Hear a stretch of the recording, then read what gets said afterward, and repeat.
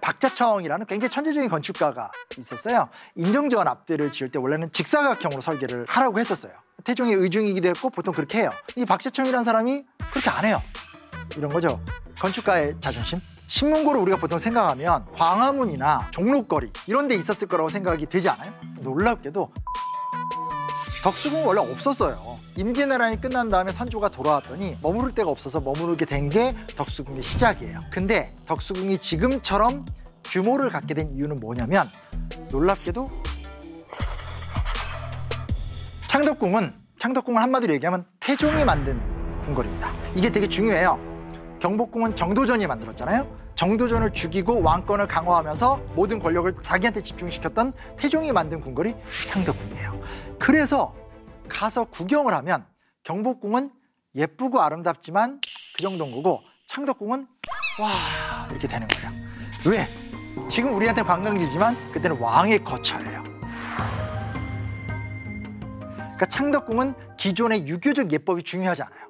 내가 즐거워야 돼. 그래서 가보시면 굉장히 구불구불 돌아가요. 원래 그런 거 없어요. 원래 유교 국가에서 딱 정면으로 쫙 들어가서 최종적으로 왕실이 나와야 되는데 이건 막 돌아가고 구비구비 가다 보면 되게 아름다운 나무들이 쫙 있고 마지막 그 유명한 후원에 가면 이건 뭐 그냥 그죠? 뭐 이렇게 너무너무 좋죠. 세상 이렇게 아름다운 그래서 뭐 동아시아의 3대 정원이다 이렇게 불릴 정도로 굉장히 아름다운 비밀스러운 화원이 나타나게 되고 이렇게 되는데 이 모든 것들은 철저하게 왕권을 강화시키고자 했었던 태종의 개인적 욕망이 투영된 공간이라는 거예요. 오늘 우리가 이쁘고 아름답다 이게 중요한 게 아니라 나의 자랑스러운 왕권을 자유롭게 표현하기 위해서 만든 그곳이 창덕궁이라는 거예요. 지금은 창덕궁하고 창경궁이 나눠져 있는데 사실상 이거는 거의 붙어 있었던 구조였었고요. 되게 아름다운 게 뭐냐면 비탈진 공간이 있죠. 그걸 활용해서 딱 이제 그 정각을 짓죠. 근데 이제 이게 불편한 게 뭐냐면 신하들 입장에서 너무 불편해요. 신하들 입장에선 예법에 맞춰서 줄을 쓰고 예법에 맞춰서 예식을 진행해야 되는데 궁궐 공간이 하나도 안 맞아요. 창덕궁이 만들어진 다음부터는 함께 모여서 계속 이제 회의를 하는 거예요. 이 예법은 우리 이 공간에서 어떻게 할까요? 그래서 우리들끼리 막 논의하면서 새로운 예법을 만들어내요. 근데 공간 구조가 그렇기 때문에 그럴 수밖에 없어요.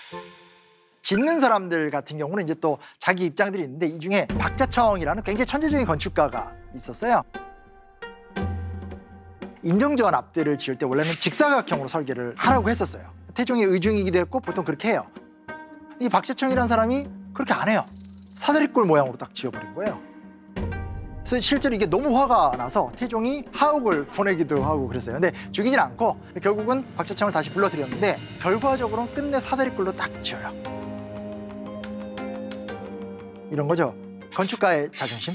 직사각형이 원칙이지만 비탈, 불웅 계산하면 사다리야. 이거는 사다리꼴이 맞다. 용기를 냈던 것 같아요. 용기를 내서 사다리꼴로 지었던 것 같다. 뭐 많은 분들이 막 아니 좀 도남문의 위치가 왜 이렇게 막 후미진 곳에 있냐. 궁궐의 중앙에 있지 않고. 사실은 태종이 약간 파격적인 모습을 보이는데 원래 원칙상으로는 궁궐이 앞에 있으면 시장, 시전이라고 그때 그랬죠. 그건 뒤에 있어야 돼요. 왜냐면 이 상행이가 앞에 들어가는 게 안 좋거든요. 사실은 경복궁이나 창덕궁 뒤편에 그렇게 큰 공지가 없어요. 그리고 민간인들이 생활하려면 사실은 시장이 앞에 있는 게 좋죠. 그래서 오늘 우리가 알고 있는 종로거리 있죠. 과거의 시전상인거리. 그 시전거리도 태종이 만든 거예요. 태종은 굉장히 국가를 효율적으로 운영하면서 기존의 예식에 어떤 얽매이지 않고 과감하게 좀 그런 새로운 모양들을 만들어놨다. 결과적으로 우리가 문화생활하기엔 굉장히 좋다. 이런 부분이 있다는 걸 보시면 좋겠고 신문고 아시죠? 신문고. 억울할 때 가서 신문고 둥둥둥 울리면 신문고가 어디 있었을 것 같으세요? 신문고를 우리가 보통 생각하면 광화문이나 종로거리 이런 데 있었을 거라고 생각이 되지 않아요? 왜냐면 억울한 사연을 가진 백성들이 와서 이렇게 두들겨야지 얘기를 들어주는 거니까. 놀랍게도 창덕궁 안에 있었어요. 그러니까 그걸 이제 요즘 말로 뭐라고 표현하냐면 전시행정.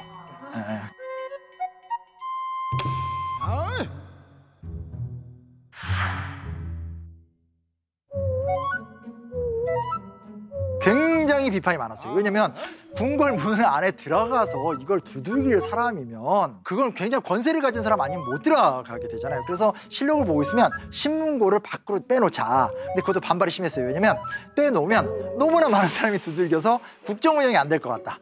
결과적으로 이게 어떻게 되냐면 신문고는 끝끝내 창덕궁 안에 있었고 실제로 그걸 두들겼던 사람들은 엘리트, 지주, 자산가 억울한 사연이 아니라 이거 내 땅인데 이거 내 노비인데 옆집 양반이 자꾸 뺏어가려고 해요. 그런 사람들이 주로 신문고를 많이 올렸어요. 그래서 그걸 갖고 토의하고 이런 장면이 많이 나와서 신문고는 전시행정의 상징이다. 좀 안타까운 부분이 되고 좀 기억하면 좋겠고요.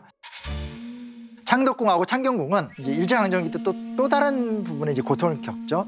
궁궐 앞에다 도로를 확 냈어요. 지금은 이제 너무나 중요한 율곡로라든지 중요한 길이 됐기 때문에 그 도로를 없앨 수는 없는데 도로를 내면서 궁궐의 위치와 위상을 낮추는 모습들도 있었고 무엇보다 이제 길을 내다 보니까 두 궁궐을 끊어버렸죠. 가장 피해를 봤던 거는 창경궁이 정말 고통스러웠죠. 왜냐면 창경궁은 창경원이라고 불렀잖아요. 저 지금도 저희 아버지가 저한테 뭐라고 하냐면 야, 너 어렸을 때 창경원 갔던 거 생각나 이렇게 물어봐요. 그러니까 창경궁을 창경원으로 만들고 동물원을 만들고 거기에 뭐 코끼리니 뭐니 갖다 놓고 벚꽃도 굉장히 많이 심어서 벚꽃 축제도 하고 그랬었어요.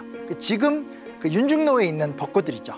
그 벚나무가 다 사실 창경궁 안에 있던 거를 이제 옮겨다 놓은 거라는 것도 기억해두면 좋을 것 같습니다. 이런 게 있어요. 문화재 얘기를 하면 일단 무조건 감동만 받으려고 그래요. 그게 아니면 제작자 중심주의. 이건 무슨 용도죠? 자꾸 건축학적인 질문들을 굉장히 많이 해요. 제가 이 얘기를 왜 하냐? 덕수궁 얘기입니다. 덕수궁 갔을 때 솔직히 어때요? 덕수궁 가면 제가 짓궂게 꼭 물어보거든요. 자, 덕수궁 어때요? 덕수궁 아름다우세요? 이제 물어봐요. 그러면 다들 눈치를 봐요. 이거를 솔직히 말해야 되나? 그러다가 한 분이 용기 내서 이쁘긴 한데 약간 좀 불안해 보여요. 이런 얘기를 해요. 왜냐? 경복궁은 조선의 건국기 때 만들어졌죠. 창덕궁은 조선의 임금들이 가장 사랑했던 궁궐이에요. 대부분 다 거기서 머물렀으니까. 그리고 전성기 때 만들어진 궁궐이죠. 그런데 덕수궁은 원래 없었어요. 우리가 좀 그걸 기억할 필요가 있어요. 덕수궁은 원래 그냥 월산대군이라고 해서 그냥 그 종치인의 집이었었고 임진왜란이 끝난 다음에 선조가 돌아왔더니 모든 궁궐이 불탔어요. 머무를 데가 없어서 머무르게 된 게 덕수궁의 시작이에요. 근데 덕수궁이 지금처럼 규모를 갖게 된 이유는 뭐냐면 놀랍게도 고종과 관련이 있어요. 그러니까 시기가 많이 다르죠.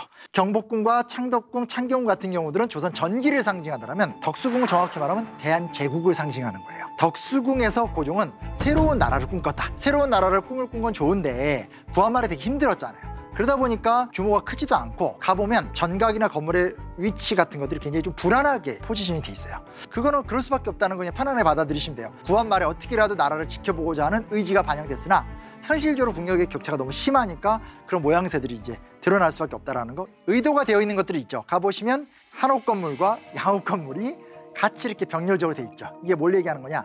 전통과 근대화를 함께 품어나가겠다라는 또 고종의 의지가 들어가 있다는 것도 생각해 보실 필요가 있어요. 그래서 덕수궁 바로 앞에 시청 광장이 있죠. 그리고 그 앞에 일제시대 때 그 시청 건물 같은 게 남아있죠. 그리고 조금 안쪽으로 내려오게 되면 명동 근처에 백화점들이 이렇게 있죠. 이게 어떤 생각이었었냐면 애초에 고종이 새롭게 시작하고 싶었어요. 원래 생각은 덕수궁을 중심으로 해서 앞에다가 광장을 마련해 놓고 주변의 상거리와 주요 거리들을 만들고 싶었던 거예요. 그래서 지금은 길이 막혀 있고 소위 말하는 시청 광장 건물이 시청에 붙어 있지만 애초에는 방사형 구조, 나폴레옹의 개선문 같은 그러니까 빛이 들어와서 퍼져가는 사실은 덕수궁을 중심으로 해서 방사형으로 도시를 설계하고 주변의 광장과 새로운 시정거리를 만들고 싶었던 것이 안타깝게도 일제강점기로 들어가게 되면서 끊겨지게 되고 일제시대 때 건물이 들어서면서 그 조성된 거리가 그쪽으로 붙어버리게 된 거예요.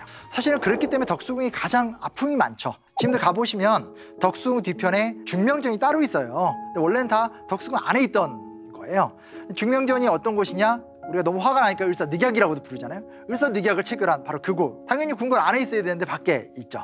덕수궁이 해체되고 그런 과정 속에서 나타나게 된 거고. 하지만 또 중명전이라는 것이 갖고 있는 가치라는 건 그 치욕스러운 외교권 박탈에 사인도 했지만 한편에선 그곳에서 이준열사를 중심으로 해서 헤이그 특사라는 어떤 그 식민 지배에 대한 저항을 꿈꿨던 곳이 또 그곳이기도 하다라는 것들.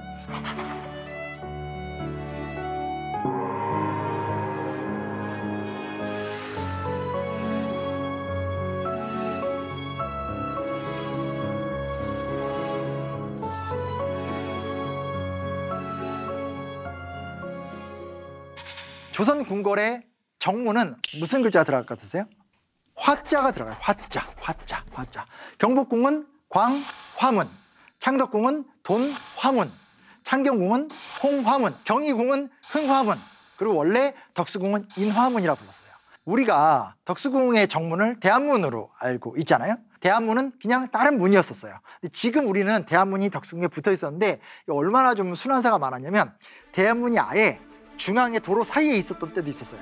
도로는 내야 되겠고 산업화는 시켜야 되겠고 하다 보니까 그냥 허물어 버리고 길 두 개를 내서 여기는 덕수궁이고 이쪽에는 대한문이 있고 이렇게 따로 있다가 모양새가 너무 안 좋잖아요. 그래서 평소 위치보다 더 안으로 이제 붙이면서 현재 모양이 됐다라는 것도 이런 생각들도 우리가 해보게 된다. 딱 알 수 있어요. 서울은 조선의 역사를 품고 있는데 두 곳이 있다는 거죠. 하나는 경복궁과 창덕궁으로 대표되는 조선 전기의 역사, 그리고 대한제국의 상징인 덕수궁이 있다는 것들. 당연히 시대와 상황이 반영되기 때문에 어떤 궁궐은 굉장히 규모가 크고 아름답고 너무나 놀라운 문화재이지만 또 어떤 궁궐은 조금 안쓰럽기도 하고 모양의 위치가 안 좋기도 하고 하는 것들, 그거는 그 시대의 역사상을 반영한 거기 때문에 눈에 보고 좋고 예쁜 것만 우리의 문화재라는 것이 아니고 안쓰러운 것도 우리의 역사 문화라는 것들, 이런 걸 좀 느끼면서 거리를 거닌다면 주변의 소소한 역사 이야기들이 같이 담겨져 있기 때문에 그렇게 돌아보시면 좋지 않을까, 이런 생각을 하면서 얘기를 마무리 짓도록 하겠습니다.